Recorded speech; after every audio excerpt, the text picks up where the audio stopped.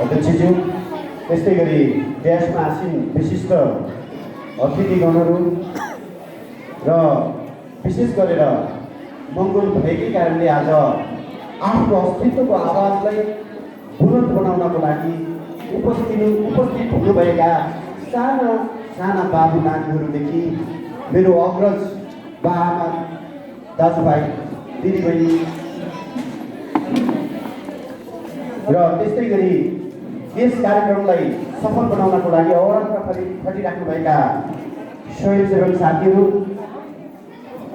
र विभिन्न सभाबाट प्रतिनिधित्व गर्दै उपस्थित हुनुभएका विभिन्न सभाका पदाधिकारी साथीहरू, पत्रकार साथीहरू, सुरक्षाकर्मी साथीहरू र सम्पूर्ण उपस्थित मङ्गोल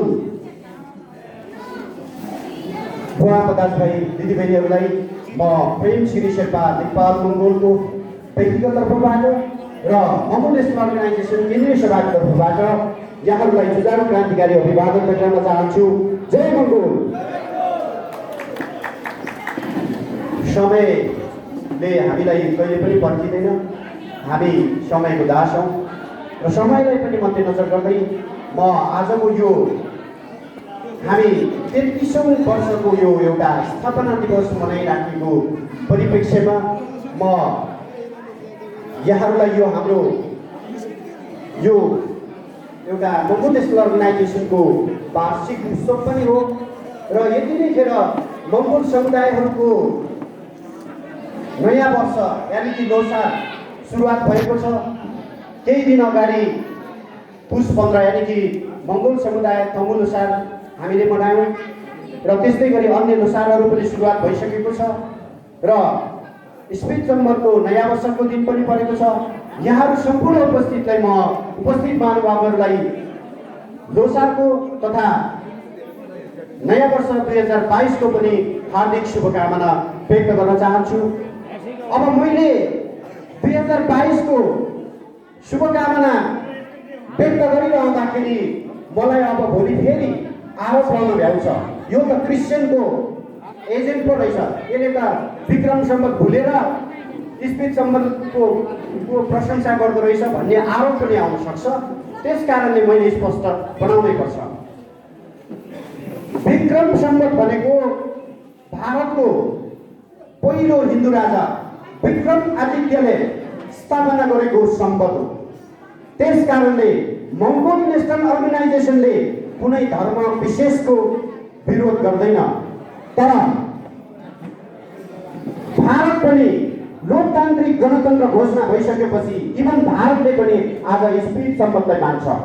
तर यहाँ यो देशको अति जातिवादी हिन्दू ब्राह्मण क्षेत्री शासकहरूले यो लोकतन्त्र घोषणा गरिसकेपछि पनि त्यो भारतको पहिलो हिन्दू राजाले स्थापना गरेको विक्रम आदित्यको विक्रम सम्बत मनाइराखेको छ।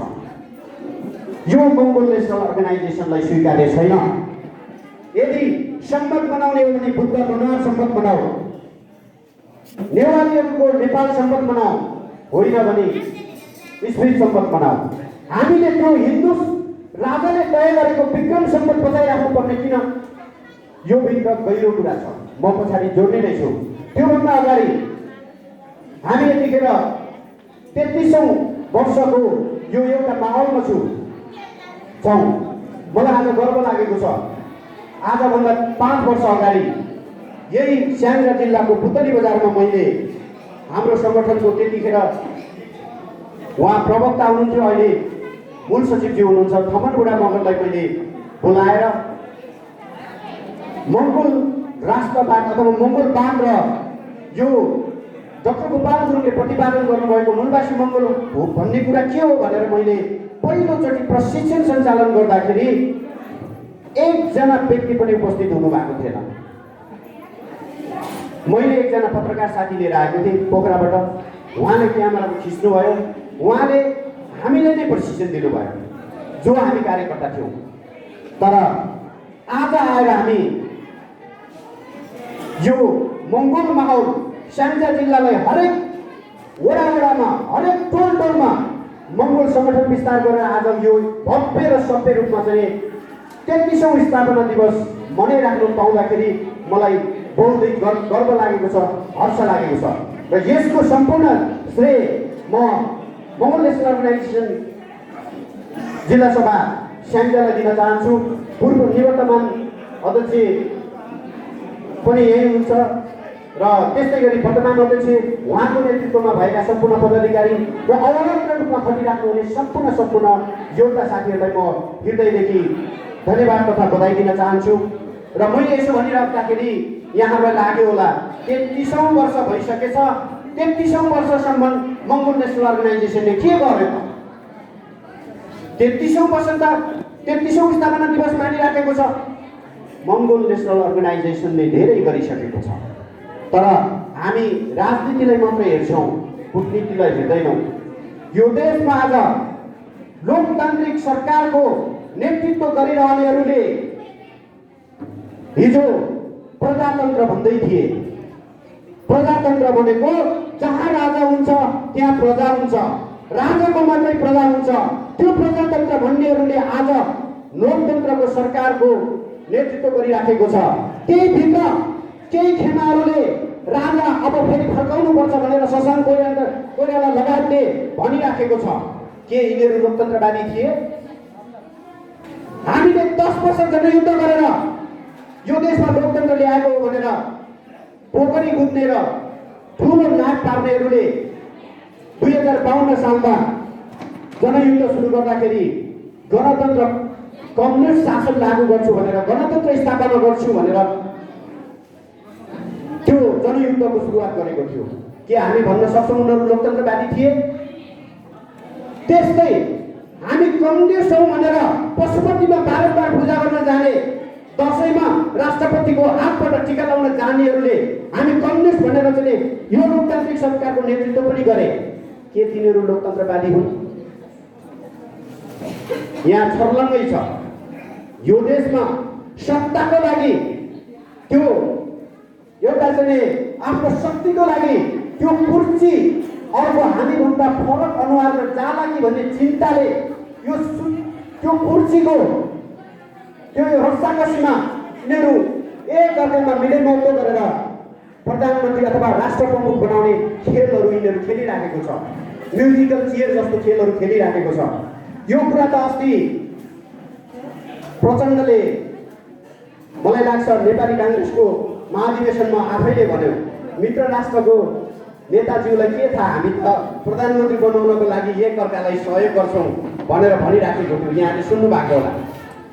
यहाँ मैले भन्न खोजेको कुरा के हो भने यो देशमा पार्टीको नाम अर्को दलको नाम, झन्डा र नारा मात्रै फरक हो, तर यो देशको अहिलेसम्म शक्तिमा भएका राजनीतिक दलहरू भनेको जुनसुकै नामको भए तापनि अन्तिममा यो देशमा अति जातिवाद, एकल नस्लीय अति जातिवाद, हिन्दूवादलाई जोगाउनको लागि यिनीहरू जहिले पनि दम तयार छन्।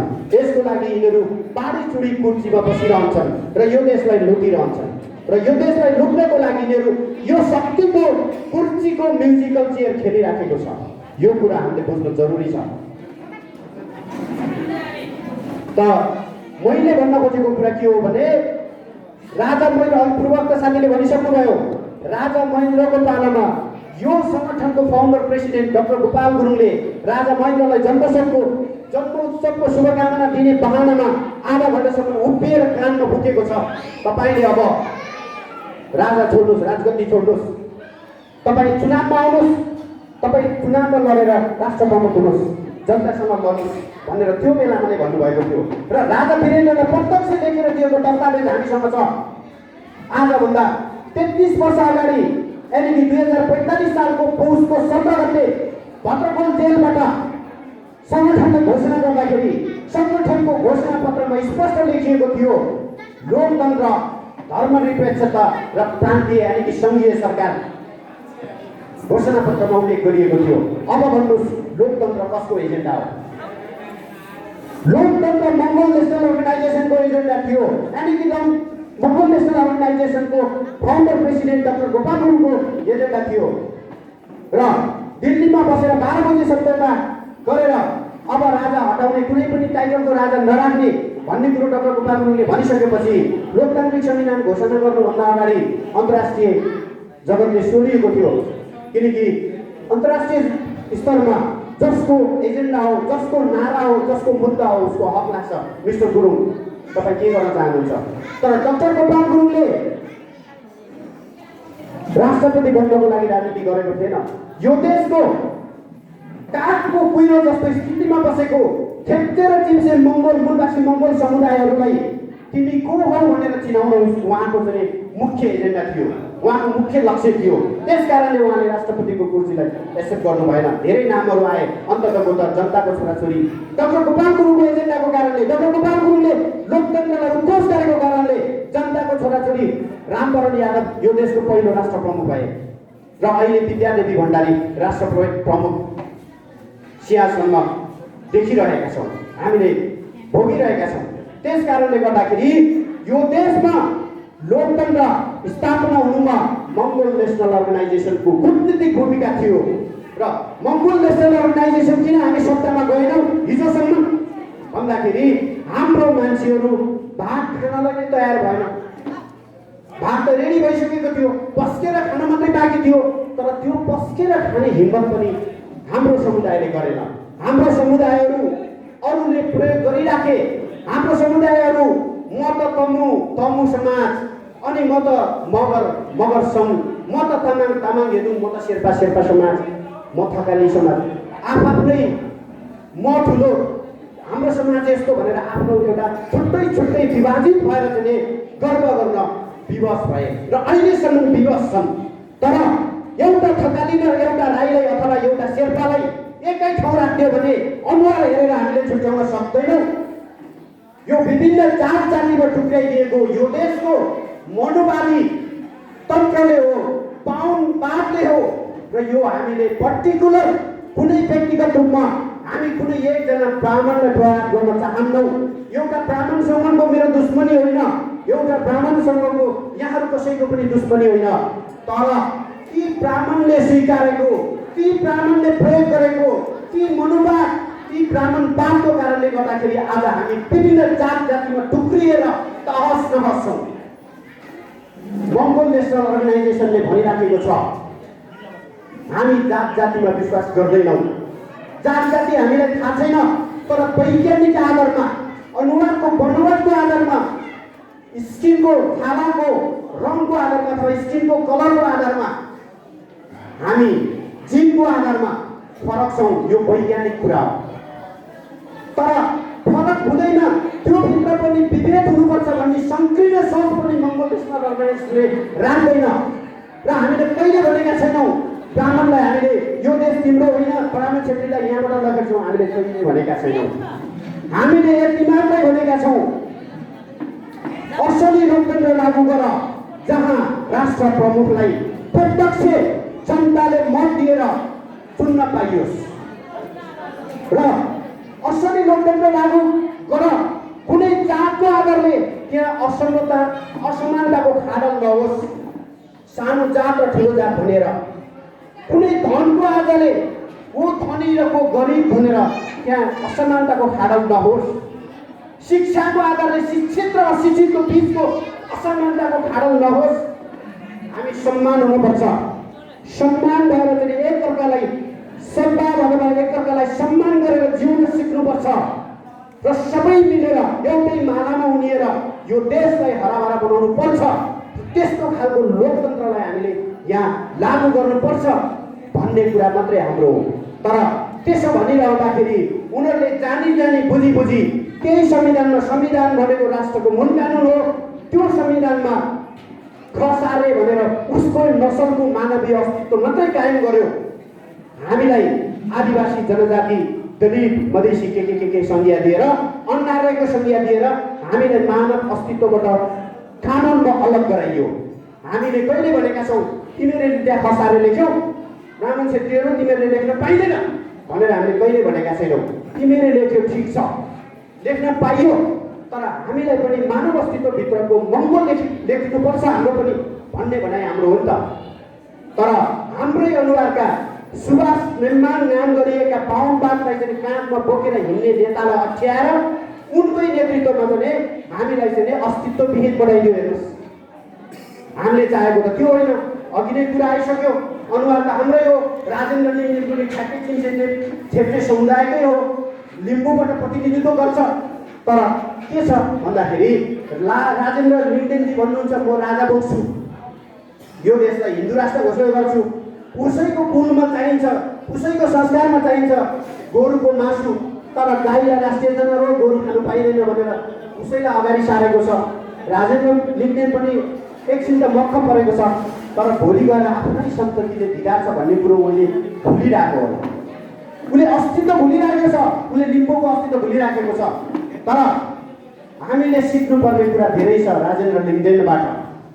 राजेन्द्र लिङ्गदेनलाई झापाको क्षेत्र नम्बर 3 बाट नेपालको कम्युनिस्ट भनाउँदाहरूले आफ्नो उम्मेदवारी नदिएर कम्युनिस्टको भोट पनि, जो प्रचण्ड र केपीको एउटा गठबन्धन भएको होइन, नेपाल कम्युनिस्ट पार्टी भनेर अहिले त त्यो पनि फेरि के भइरहेछन् होइन। अब त्यो गठबन्धनले राजेन्द्र लिङ्गदेनलाई उम्मेदवारीमा उठाएर अनि कृष्ण सिटौला, काङ्ग्रेसको कृष्ण सिटौलालाई हराउने, राजेन्द्र लिङ्गदेनलाई जिताउने गठबन्धन गर्यो। हेर्नुहोस्, अब तपाईँहरू भन्नुहोस् त, जसले चाहिँ यो राष्ट्रलाई हिन्दू राष्ट्र घोषणा गर्नुपर्छ, राजा स्थापित गर्नुपर्छ भन्ने दल र नेपालको कम्युनिस्ट भनाउने दलको सिद्धान्त मिल्छ? सिद्धान्त मिल्छ भन्नुहोस् त? त्यो सिद्धान्त नमिल्दाखेरि पनि तर राजेन्द्र लिङ्गदेनलाई सभासदमा जिताउनको लागि त नेपालको कम्युनिस्ट भनाउँदाहरूले भूमिका किन दिएको? त्यस कारणले यो प्रमाणित भइसकेको कुरा हो। यो देशमा जुनसुकै पार्टी भने तापनि यो नाम मात्रै फरक हो, तर हाम्रै अनुहारहरूले पनि त्यही गरिराखेका छन्। तपाईँले देखिराख्नु भएको छ, हरेक ठाउँमा अनुहार चाहिँ मङ्गोलको हुन्छ, तर उसले बाहुनवाद बोक्छ भने हामीले उसलाई मङ्गोल भनेर भन्ने कि नभन्ने? जिनको आधारको त मङ्गोल हो, तर हामी भनिराखेका छौँ हामीले कुनै पनि बायसको राजनीति गरेका छैनौँ, तर उसले आँखा चिप्सेर नाक ठेप्चे अनि गोलो अनुहार भएर मात्रै भएन। यदि उसले बाहुनवाद बोक्छ, यदि उसले बाहुनवादलाई फसाइदिन्छ, बाहुनवादलाई प्रयोग गरिन्छ भने हामी सचेत हुनु जरुरी छ। हामीले राजेन्द्र लिङ्गदेन जस्ता, आङ्काजी शेर्पा जस्ताहरूबाट सजग हुनु जरुरी छ। आङ्काजी शेर्पाले चर्को भाषण गर्छ, ब्राह्मण क्षेत्रीलाई बहुत गाली गर्छ। हाम्रो मान्छेहरू बक्ख पर्छ, नेता त आङ्काजी शेर्पा जस्तो पो हुनुपर्छ त। तर त्यो आङ्काजी शेर्पाको भाषणमा मक्ख पर्नेले त्यो कुरा पनि बुझ्नुपर्छ कि आङ्काजी शेर्पाले सुरु गर्नुभन्दै अगाडि चाहिँ हारिएर सङ्घर्ष गर्दैछ आदिवासी जनजाति स्वीकार। आदिवासी जनजाति भनेर उसले कुरा गर्दै गर्दाखेरि कसरी चाहिँ हाम्रो मुद्दा पुग्छ त?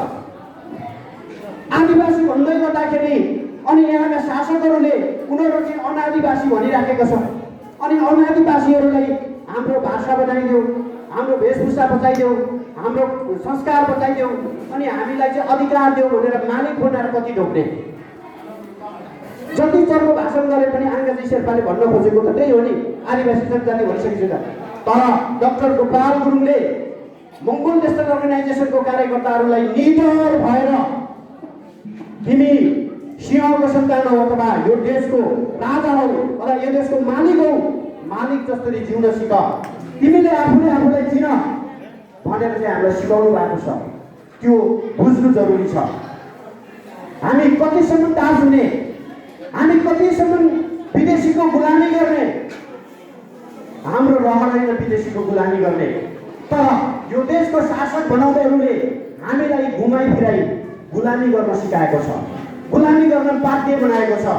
आज हामी रोजीरोटीको लागि एउटा नेपाल आमाको छोरो, यो मङ्गोल भूमिको छोरो भारतमा आफ्नो शरीरको हरेक अङ्ग नापेर, छाती चौडा नापेर, छातीमा नम्बर लेखेर नुन पानीको लागि भर्ती हुन हामी गोर्खा सैनिकमा जान्छौँ। भारतमा गएर जय हिन्द गर्छौँ। उस्तै पऱ्यो भने भारत र नेपालको लडाइँ पऱ्यो भने दुई भाइ लड्न पर्यो। त्यही हो हाम्रो स्वाभिमान। हामी भारतको गुलामी गर्दैछौँ, हामी ब्रिटिसको गुलामी गर्दैछौँ। तर हामीलाई कस्तो संस्कार सिकाइदियो? लाउने भयो भने छोरी पनि किन आउने? हामी त्यता भुलिराखेका छौँ। तर त्यो लाउने नाङ्गो भएर छातीमा नम्बर टाँसेर बेचिएको त हो नि, त्यो त धुर्प सत्य कुरा हो नि। सत्य जहिले पनि तितो हुन्छ, यसको मतलब मैले कुनै ब्रिटिस लाउरेको इज्जत छैन, त्यहाँ गर्नुहुन्न भन्ने कुरो पनि होइन। तर यो देशको शासन व्यवस्थाले हामीलाई बाध्य पारेको छ, त्यहाँ नाफिएर बेचियो भने मात्रै मेरो घरमा मिठो पाक्छ, मेरो बुढा बाउआमाले जाडोमा तातो लाउन पाउँछ। त्यो हाम्रो बाध्यता हो। राज्य सत्ताले विरोध बनाएको छ हामीलाई त्यस्तो गर्नको लागि, तर हामी बेचिन बाध्य छौँ, हामी गुलामी गर्न बाध्य छौँ। अनि त्यहाँ त बेचियो, यहाँ बाँकी बसेका अलि टाठाबाट बनाउँदाहरू फेरि तिनै